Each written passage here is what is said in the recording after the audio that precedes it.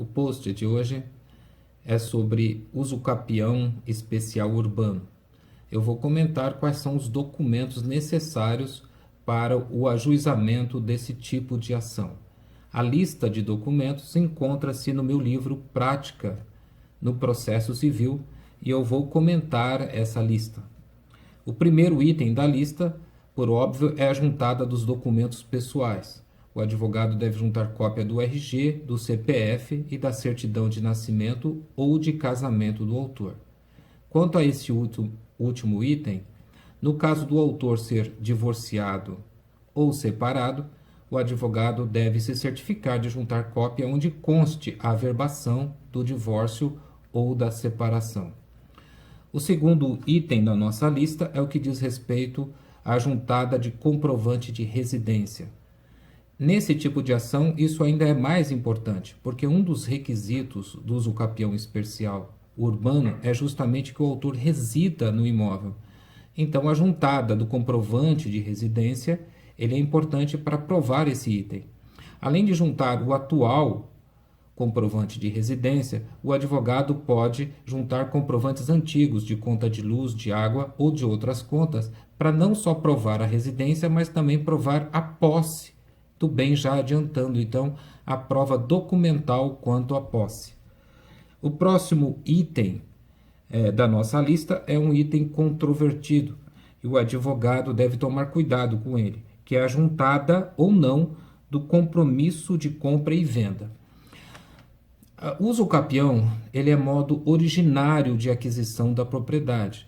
Então, não faz diferença quanto ao destino da ação, se o autor comprou a posse ou se ele invadiu o imóvel.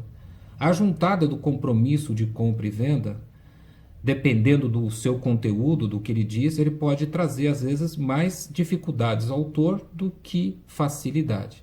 Então, o advogado deve tomar cuidado. Normalmente se junta esse documento para fazer prova da posse, mas também se faz a prova da posse, como eu já disse, com a juntada de comprovante de residência e, como se sabe, tradicionalmente, pela oitiva de testemunha.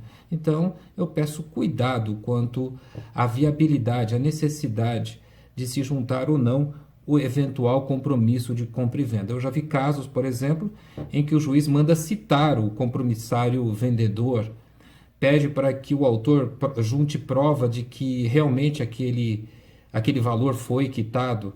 Como eu disse, pode trazer mais dificuldades do que facilidades. O próximo item da nossa lista diz respeito da juntada da certidão de propriedade. Como se sabe, a ação de usucapião ela é movida justamente contra o proprietário registrário. Daí a necessidade de se juntar a certidão de propriedade. Também é necessário, nesse caso, se juntar a certidão negativa de propriedade. Um dos requisitos da ação de usucapião especial urbano é que o autor não seja proprietário de outro imóvel urbano ou rural.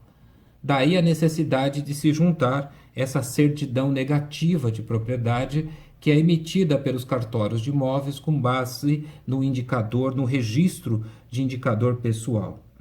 O próximo item da nossa lista é a juntada de certidão do cartório distribuidor da comarca quanto a ações cíveis.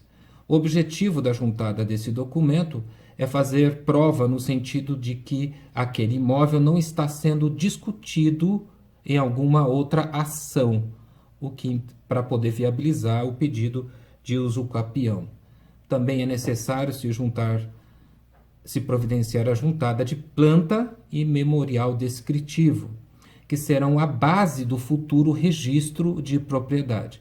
Como se sabe, a planta e o memorial descritivo devem ser elaborados por um arquiteto ou um engenheiro.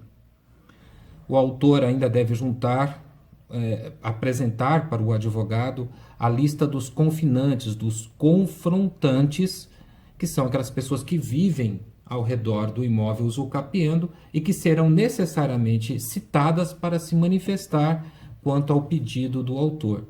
E, por fim, O autor deve apresentar para o advogado a lista de testemunhas, que são aquelas pessoas que vão depor em juízo para confirmar a posse dele em relação àquele imóvel, e também no sentido de que não há litigância, não há litígio em relação àquele imóvel.